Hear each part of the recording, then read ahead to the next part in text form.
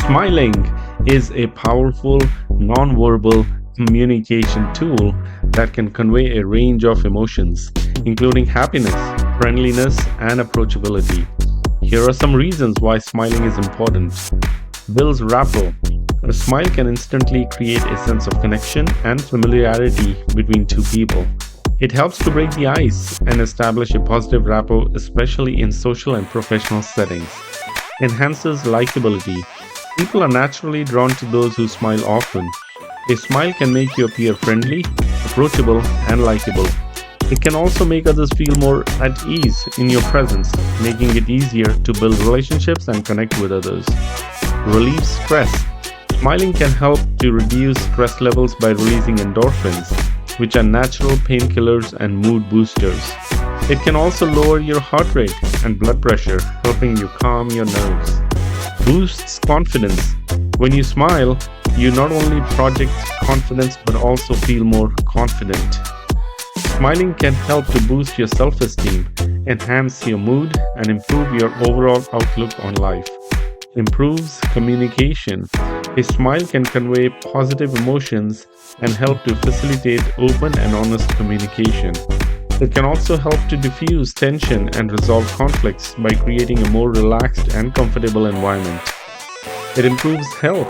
Smiling can be linked to various health benefits, including stronger immune system, improved digestion, and increased longevity. It can also improve your sleep quality, reduce pain, and boost your overall well-being. So, a simple way to make a good first impression is to smile. Actions speak louder than words, and a smile says, I like you, you make me happy, I'm glad to see you. That is why dogs make such a hit. They are so glad to see us that they almost jump out of their skins. So naturally, we are glad to see them. Baby smile has the same effect. I'm talking about a real smile, a heartwarming smile, a smile that comes from within, the kind of smile that will bring a good price in the marketplace. A psychologist at the University of Michigan expressed his feelings about a smile. People who smile, he said, tend to manage heat and sell more effectively and to raise happier children. There's far more information in a smile than a frown. That's why encouragement is much more effective teaching device than punishment. The effect of a smile is powerful, even when it's unseen. Telephone companies throughout the United States have a program called Phone Power, which is offered to employees who often use the telephone for selling their services or products. In this program, they suggest that you smile when talking on the phone. Your smile comes through in your voice. People rarely succeed at anything unless they have fun doing it. You must have a good time meeting people if you expect them to have a good time meeting you. As I leave for my office, I greet the elevator operator in the apartment house with a good morning and a smile. I greet the doorman with a smile. I smile at the cashier in the subway booth when I ask for a change. As I stand on the floor of the stock exchange, I smile at people who until recently never saw me smile. I soon found that everybody was smiling back at me. I treat those who come to me with complaints or grievances in a cheerful manner. I smile as I listen to them, and I find that adjustments are accomplished much easier. I find that smiles are bringing me dollars, many dollars every day. I have also eliminated criticism from my system. I give appreciation and praise now instead of condemnation.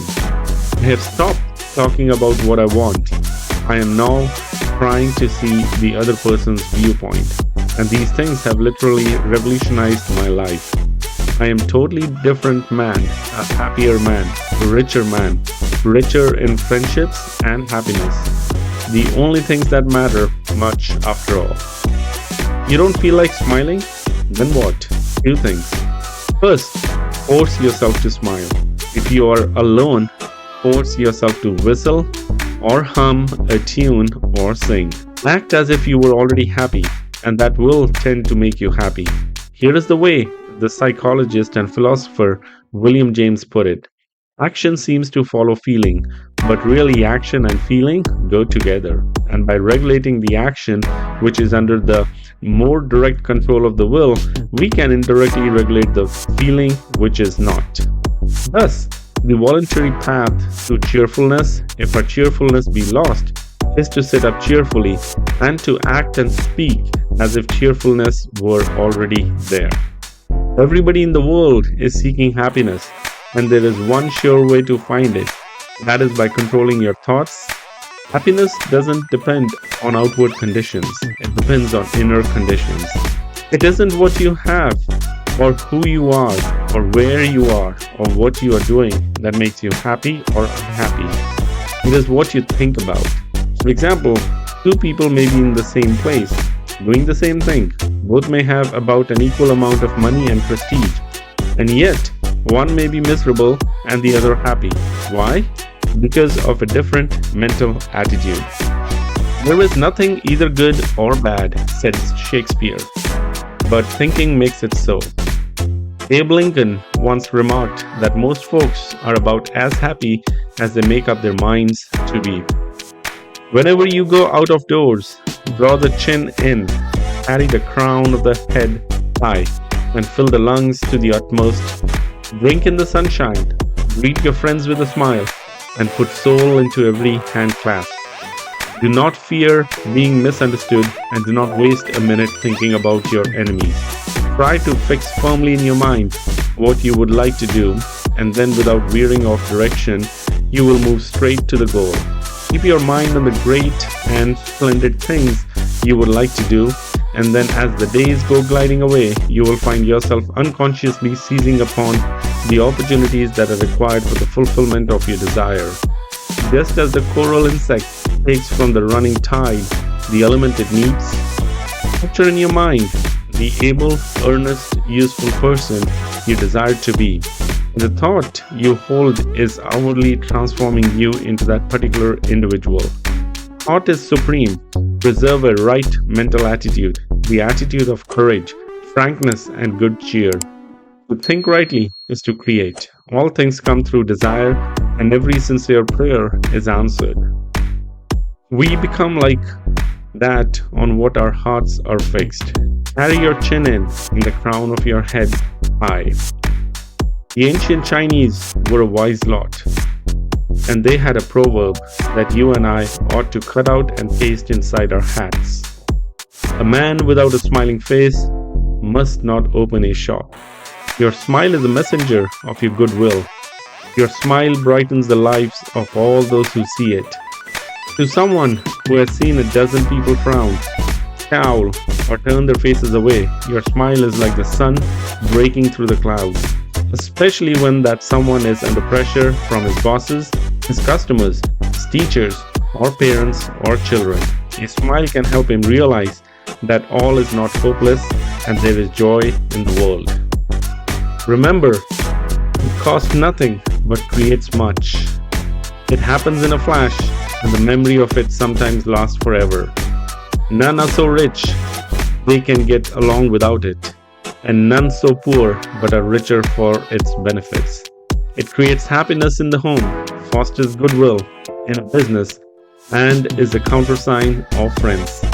It is rest to the weary, daylight to the discouraged, sunshine to the sad, and nature's best antidote for trouble. Yet it cannot be bought, begged, borrowed, or stolen, for it is something that is no earthly good to anybody till it is given away. For nobody needs a smile so much as those who have none left to give. Smile. Overall, smiling is a simple yet powerful way to enhance your social interactions, improve your mood, and boost your overall health and well-being. It's an effective tool that can help you build positive relationships, reduce stress, and improve your overall quality of life.